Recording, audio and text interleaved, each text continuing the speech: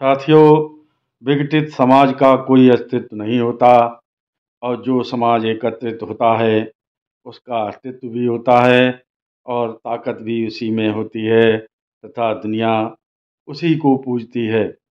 मगर हमारे उत्तर प्रदेश में हमारे राशन विक्रेता भाइयों की जो यूनिटी है वह खंड खंड में बटी हुई है, वह एकत्र एक सामूहिक रूप से नहीं है। इसीलिए उनकी किसी भी बात को कोई सुनने वाला नहीं है। आज मैंने व्हाट्सएप ग्रुप पर 2-3 फोटो और कुछ पोस्टें देखी, जिससे लगा कि हमारे वे व्यक्ति जो राशन विक्रेताओं के अगुआकार थे और सत्ता पक्ष के सांसदों और विधायकों से, मंत्रियों से लखनऊ से लेकर दिल्ली तक मिलते थे, लौट कर आकर यह कहते थे कि हम ही राशन विक्रेताओं की मांगों को पूर्ण कराएंगे और दूसरा कोई नहीं करा सकता। आज वह विपक्ष के लोगों को गुलदस्ते भेंट कर उनका स्वागत कर रहे हैं। साथियों, हमारी जो बात उठाए उसका स्वागत करना भी चाहिए, मुझे इससे कोई आपत्ति नहीं। लेकिन कभी इस पक्ष में कभी उस पक्ष में इस तरह का जो व्यवहार करता है उसकी क्रेडिबिलिटी समाप्त होने की ओर बढ़ जाती है।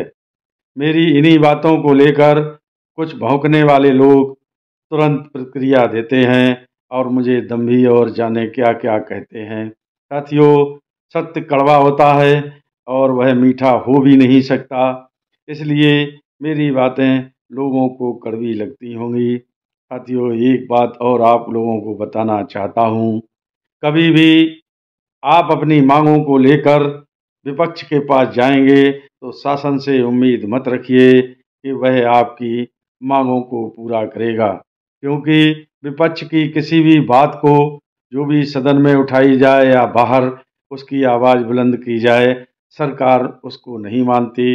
यदि सरकार विपक्ष की बात को मान लेती है तो विपक्ष का उसमें मान बढ़ जाता है। यह एक कटु सत्य है। हम लोगों को एकत्र होकर अपनी ताकत के बल पर एक बार वितरण बंद करना चाहिए, तभी हमारा कुछ भला होगा। अन्यथा हम कभी सत्ता पक्ष और कभी विपक्ष के पास इसी तरह से चक्कर लगाते रहेंगे, लेकिन हमारा भला किसी भी कीमत पर नहीं हो सकता। मेरी समझ में नहीं आ रहा कि हमारे जो साथी लोग हैं, अब विपक्ष के कोई स्वागत समारोह की तैयारी कर रहा है, कोई गुलदस्ता भेंट कर रहा है, यह सब इकट्ठा होकर एक बार वितरण बंद करने के लिए अपनी कमर क्यों नहीं कसते। पता नहीं इन लोगों को डर किस बात का है। यदि इन लोगों को डर है तो इन लोगों को राशन विक्रेताओं की राजनीति छोड़ देनी चाहिए और राशन विक्रेताओं को किसी तरह भ्रम और धोखे में नहीं रखना चाहिए। अन्यथा हम लोगों को विपक्ष के साथ खड़े होने से कुछ भी हासिल होने वाला नहीं है। मिल तो हम लोगों को वैसे भी कुछ नहीं रहा, लेकिन हमें अपनी ताकत आजमाने में कोई हर्ज नहीं होना चाहिए। मेरी उन्हें उन लोगों से अपील है जो अपने दंभ के आगे 80,000 राशन विक्रेताओं को भेड़ बकरियों की तरह इस्तेमाल करते चले आ रहे हैं, वह अपना दंभ त्यागें और बैठकर एक सामूहिक आंदोलन की रणनीति बनाएं तथा उस पर आगे बढ़ें। तभी हमारा और हमारे साथियों का, उनके परिवारों का कुछ भला होगा। अन्यथा मेरी बातों को सुन के आपको कुछ जो कुछ कहना हो वो कहते रहिए, मुझसे इस बात पर कोई फ़र्क नहीं पड़ता।